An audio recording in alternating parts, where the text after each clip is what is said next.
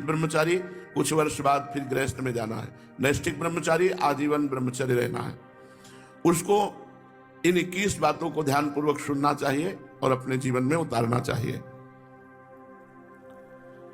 पहली बात ये समझ लो कि वीर्य, प्राण और मन तीनों का एक तारतम्य है।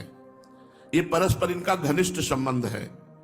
इनमें से एक भी बिगड़ा तो तीनों बिगड़ जाएंगे। वीर्य बिगड़ा तो प्राण शक्ति कमजोर हो जाएगी, मन चंचल, अशांत, मलिन, पापमय हो जाएगा। मन बिगड़ा तो आपके प्राण कमजोर हो जाएंगे, वीर्य स्तंभित करने की शक्ति नष्ट हो जाएगी, वीर्य रोकने की शक्ति नष्ट हो जाएगी। प्राण स्थूल हुए तो मन चंचल हो गया, वीर्य नष्ट। तीनों का घनिष्ठ संबंध है। इसलिए एक को दृढ़ कर लो, किसी एक को, तो आपका सब संभलना शुरू हो जाएगा। मन को श्री जी के नाम में लगा दो, या प्राणवायु का संशोधन नाम जप करते हुए करो, या ब्रह्मचर्य पर दृष्टि डाल दो। एक ठीक हो जाएगा तो तीनों ठीक हो जाएंगे। मन शांत हो जाएगा, प्राण सूक्ष्म हो जाएंगे, यदि ब्रह्मचर्य ठीक है तो। पहले ब्रह्मचारी को कब्ज से बचना चाहिए। बहुत सहज सरल उपाय है कब्ज नष्ट होने का। इसका हमने वर्षों प्रयोग किया है। वो छोटी हर पीस लीजिए, मिक्सी में पीस लीजिए या सलबट्टा से पीस लीजिए, सहज पीस जाती है। उसको एक डिब्बे में रख लीजिए और ईसबगोल की भूसी, एक कटोरी में 2 चम्मच ईसबगोल की भूसी डालिए और 1 चम्मच या 1.5 चम्मच छोटी हर डालिए। दोनों को मिला दीजिए और पाउडर ऐसे थोड़ा मुंह में डालिए और दूध से ऐसे ऐसे करके फिर लीजिए, फिर डाल लीजिए। 2 बार में, 3 बार में, 1 बार में, जितने में आप आ जाए। और 250 ग्राम दूध, ज्यादा दूध नहीं, 250-300 ग्राम दूध ले लीजिए और इसको 1 हफ्ता लेते रहिए। अपने आप आंतों को सही करके कब्जियत नहीं होने पाएगी। मल अवरुद्ध होना ही ब्रह्मचर्य के स्तंभित करने में बहुत परेशानी हो जाएगी, क्योंकि वो गर्म और बहुत विकारयुक्त होता है। जो कब्ज है कई रोग पैदा कर देती है। इसलिए ब्रह्मचारी को चाहिए कि प्रातः काल उठकर कम से कम 500 ग्राम पानी हल्का सा गर्म करके वज्रासन में बैठ करके धीरे धीरे 5-10 मिनट में पीना चाहिए। फिर 200-400 कदम टहल करके फिर शौच जाना चाहिए। आप देखना, आप कब्जियत की शिकायत खत्म हो जाएगी अगर आप ऐसे करेंगे। और भोजन दाहिने स्वर में पाने से कब्ज नहीं होती कभी। यह अभ्यास जीवन का रखा है। आज भी जैसे बायां चलता होता है तो लेट करके बाईं तरफ और यहाँ तकिया या कुछ लगा के जो ऐसे करो तो दाहिना चालू हो जाता है। अब हमारी तो किडनी खराब, इसलिए समय लगता है 5 मिनट या 10 मिनट, नहीं तो 1 मिनट में बदल जाएगा स्वर। दूसरा, मैदा और पकवान और चाय, ये कब्ज बनाने वाली चीजें ब्रह्मचारी को नहीं लेनी चाहिए। जब तक 50 की आयु ना हो जाए तो चाय पीना ही नहीं चाहिए। चाय की जरूरत ही नहीं है। 50 के बाद ठीक है, 50 वर्ष की आयु हो गई, अब उसके बाद थोड़ा शरीर गर्म करने के लिए लेने लगी, कोई बात नहीं। लेकिन जवान साधक को चाय आदि की जरूरत नहीं है। बेमतलब में कुछ साधक काफी, और ये सब चीजें उनकी हैं जो बहुत ऑफिस में काम कर रहे हैं, जग रहे हैं, थोड़ी चाय ले ली, फिर गर्म हो गए, फिर सेवा में लग गए। साधक को नहीं लेना चाहिए। ब्रह्मचारी को चाय, कॉफी, ये चीजें, कोई भी व्यसन नहीं लेना चाहिए। तीसरा, अत्यंत आवश्यक हो तो किसी को छुओ, नहीं छुओ मत। रोगी को छूने के लिए कोई परहेज नहीं है। मान लो कोई रोगी है, आप सेवा में लगे हो, तो उस समय कोई परहेज नहीं, पूरे बिल्कुल प्यार से उसकी सेवा करो, कहीं कोई तुम्हारा नुकसान नहीं होगा। और बड़े बूढ़े व्यक्तियों की सेवा, उनकी सेवा में परहेज मत करो।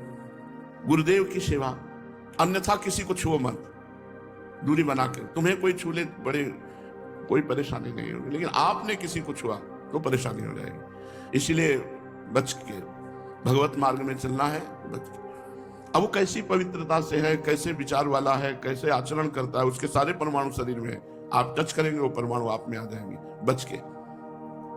चौथा, किसी से अश्लील बातें मत करो। ब्रह्मचर्य रहना है तो गंदी बातें, भोग संबंधी बातें, अश्लील बातें ना करें।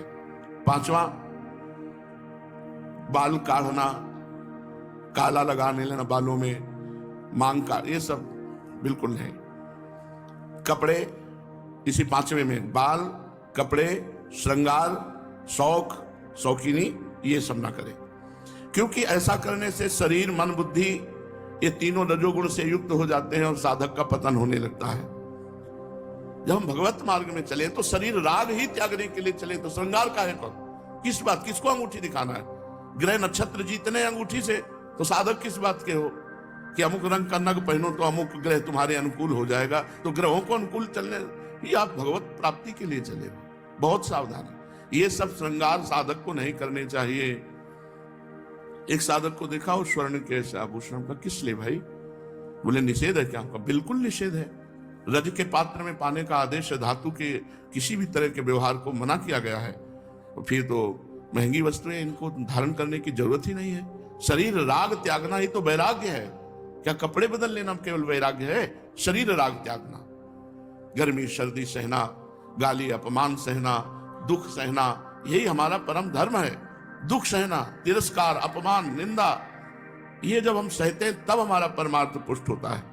तो बाल सजाना, कपड़े सजाना, शौकीनी करना, ये सब वृंदावन की रज लगाओ, महापुरुषों की चरण रज लगाओ, तिलक लगाओ, कंठी बांधो, फिर जाओ। भगवत मार्ग उदासीन होता है। उदासीन अति रही गोसाई। देखो कितने उदासीन है परमहंस सुखदेव जी, कि वस्त्र भी धारण नहीं किए। 16 वर्ष की अवस्था, आत्मलाभ से परिपूर्ण, निरंतर भगवत चिंतन परायण। तो वस्त्र सात्विक धारण करे, सात्विक वैष्णव पद्धति से वस्त्र धारण करे, वैष्णव पद्धति से श्रृंगार करे। तिलक लगा लिया, भगवत प्रसादी चंदन लगा लिया, भगवत प्रसादी माला धारण कर ली और जाकर भगवत चर्चा की। छठवां, वही वस्तु पाओ जिसमें तुम्हें ज्यादा स्वाद न मिले और तुम्हारा स्वास्थ्य ठीक रहे, तुम्हारा शरीर बलयुक्त हो, सात्विक भोजन हो और स्वाद रहित भोजन हो। पूज्य पंडित मास्टर बाबा, पूज्य पंडित गया प्रसाद जी के शिष्य जो पंडित मास्टर बाबा थे, उनके यहाँ साधकों की हलवा में चीनी नहीं होती थी और सब्जी कढ़ी में नमक नहीं होती थी। हम भी वहां जब दंडोती परिक्रमा लगा रहे थे तो अब बोलो क्या भोजन? खीर है उसमें चीनी नहीं है, हलवा है उसमें चीनी नहीं है, और नमकीन पदार्थों में नमक नहीं, न नमक न चीनी, ऐसा भोजन। तो 2-4 साधक थे पूरे आश्रम में, 2-4 साधक थे। कौन टिकेगा भैया? नमक भी नहीं मिलता है तो कौन टिकेगा? और वही टिकेगा जिसे सच्चे मार्ग का पथिक बनना है। तो ऐसी चीज मत खाओ पियो जो तुम्हें बहुत पसंद है। सात्विक भोजन करो जो स्वाद रहित हो। 7वां, इत्र, फुलेल, सुगंधित द्रव्यों का लेपन बिल्कुल निषेध है ब्रह्मचारी के लिए। सुगंधित द्रव्य लगाना, इत्र फुलेल लगाना, ये बिल्कुल निषेध है, नहीं लगाना चाहिए।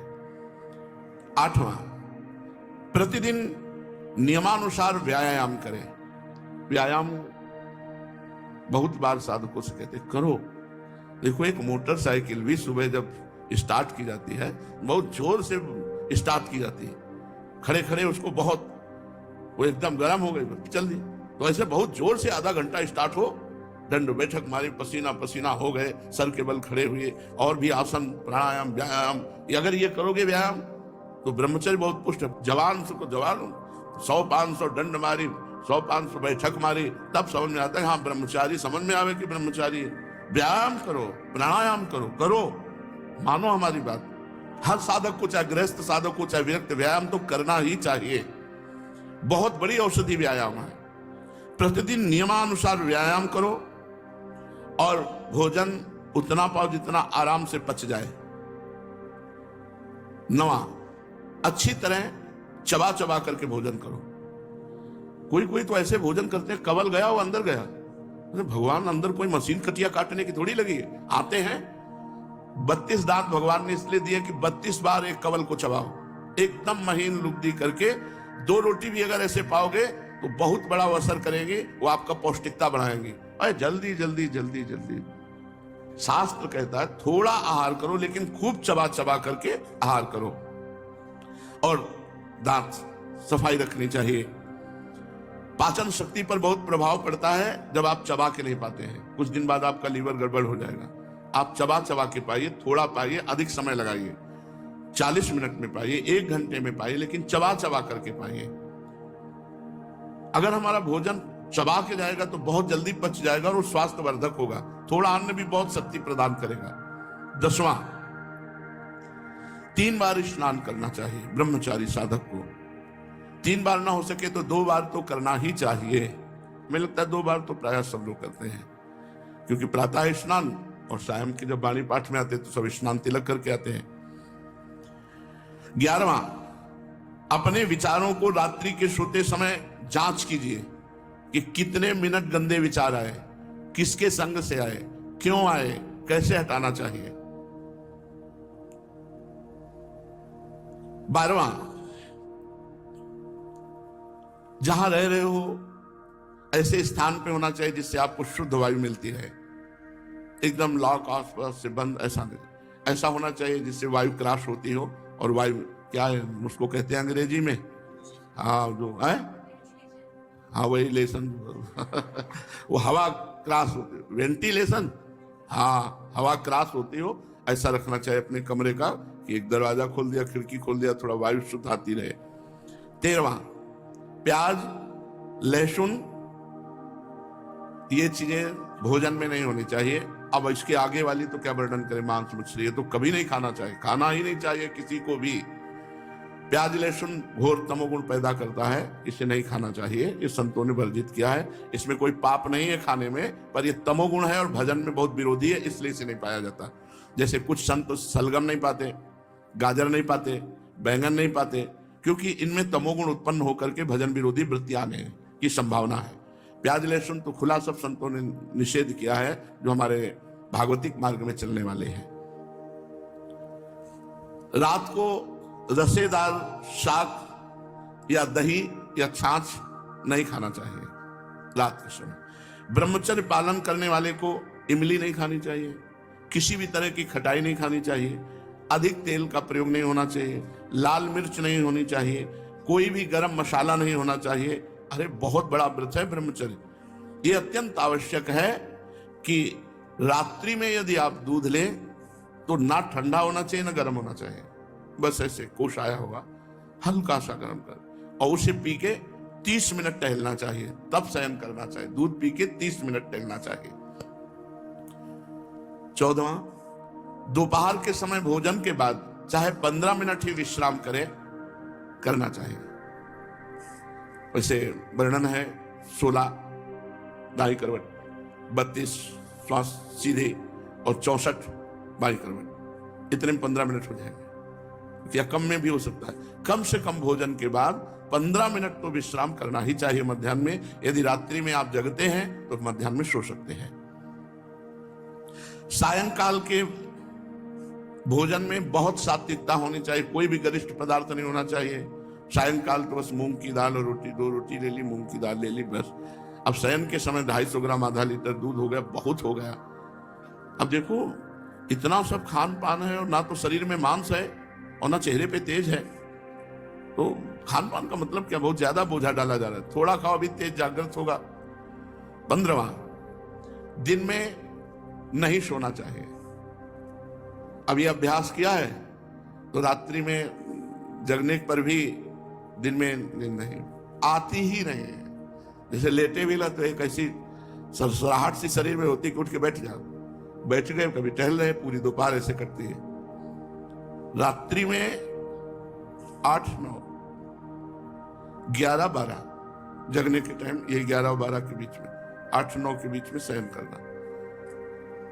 मध्याह्न में 1 मिनट भी नींद नहीं। अभ्यास योग युक्तेन चेतसा नान्य कामना, अभ्यास किया जाए तो हम हर विषय पर विजय प्राप्त कर सकते हैं। तो रात्रि में जो बहुत जगते हैं, मान लो सेवाएं हैं, पूरा का पूरा श्री जी का श्रृंगार करते हैं बच्चे, जो साधक संतजन, उनके लिए है कि आप 3 घंटे सो सकते हैं।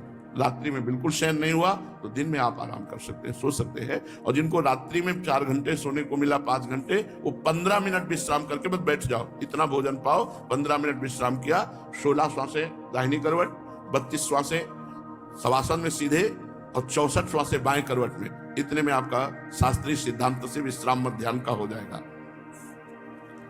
दिन में कभी सोना नहीं चाहिए। यदि रात में आप जगे हैं तो फिर दिन में सो सकते हैं। 16वां, भोजन के पहले लघु शंका कीजिए, अच्छे से हाथ धोइए, पैर धोइए, हाथ धोइए, कुल्ला कीजिए, तब भोजन पाने जाइए। भोजन के तुरंत बाद लघु शंका कीजिए। इससे आपके शरीर में कभी गर्मी नहीं चढ़ेगी, पित्त नहीं बढ़ेगा, कब्ज नहीं बनेगी। और शयन करने के पहले लघु शंका करके फिर आप जाइए, जनेंद्रिय को शीतल जल से प्रक्षालित कीजिए।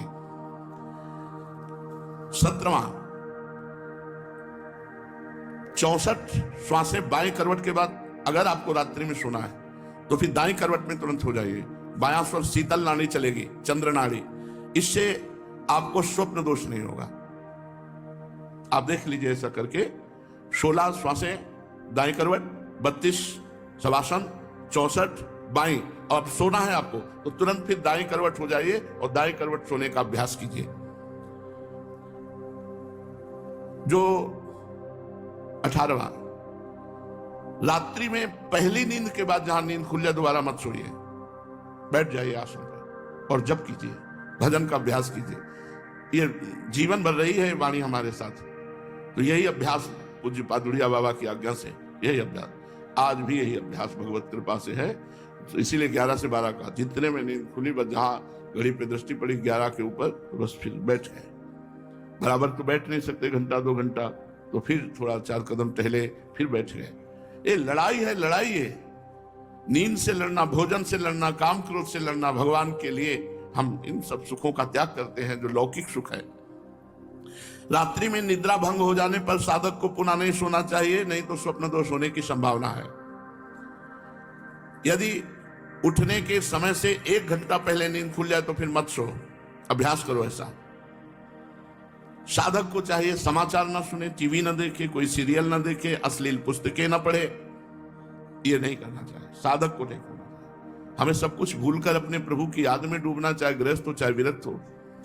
20, किसी भी तरह का मनोरंजन न करें। कई प्रकार के सांसारिक खेल हैं, उन मनोरंजन न करें। मनोरंजन करने से सांसारिकता बढ़ती है, भजन की गंभीरता नष्ट हो जाती है। यदि आपको समय ऐसा है कि हमारे पास समय है 1 घंटा हम समय, तो आप कोई फुलवाड़ी लगा लीजिए, अगर जगह है उसको सींचिए। आप श्री जी के लिए जो वाटिका है उसकी सेवा कीजिए, सोनी लगा दीजिए, पोछा लगा दीजिए, दीवारों को साफ, मतलब किसी क्रिया में लग जाइए, मनोरंजन मत कीजिए। 21वां, किसी की निंदा मत कीजिए, किसी की समीक्षा मत कीजिए ब्रह्मचारी है कि नहीं, और किसी भी सांसारिक उत्सव में सम्मिलित नहीं होना चाहिए। श्राद्ध है, पितृ तर्पण है, ब्याह है, पार्टी है, किसी भी तरह के इसमें नहीं सम्मिलित नहीं होना चाहिए। हमें सम्मिलित होना है भगवत भक्तों की, जहां लीला कथा हो रही भगवान की, उस सभा में। हमें सांसारिक संबंधों की सभाओं में नहीं। लो बाबा निमंत्रण है, आप आ जाइए ब्याह में। किसी के भी ब्याह में सम्मिलित होना, पार्टी में सम्मिलित होना, मुंडन के उत्सव में सम्मिलित होना, पितृ तर्पण आदि के, श्राद्ध आदि के, किसी में भी नहीं। किसी भी ऐसे उत्सवों में सम्मिलित नहीं होना जिनका संबंध संसारिक क्रियाओं से है। ब्रह्मचारी उपासक को चाहिए कि बस केवल भगवत भक्तों की जहां मंडली है, भगवत चर्चा है, रसिक मंडली में या तनकोनी के ढंग लगाओ, क्योंकि वहां आपकी वासनाएं नष्ट होंगी और भगवत आराधना होगी। पार्टियों में जाओगे, लोग ऐसे वैसे, रजोगुणी कपड़े, रजोगुणी भोजन, तुम्हारा बुद्धि चलायमान हो जाएगी। क्या हुआ? रसेंद्री का ही तो स्वाद है। अरे मारो, घाटी नीचे माटी, बस ऐसे 2 अंगुल जीभ का स्वाद है, यहां से गया खत्म, नर्क। तुरंत उल्टी करो तो गंदा, और 6 घंटे रुक जाए तो गंदा ही गंदा। काहे को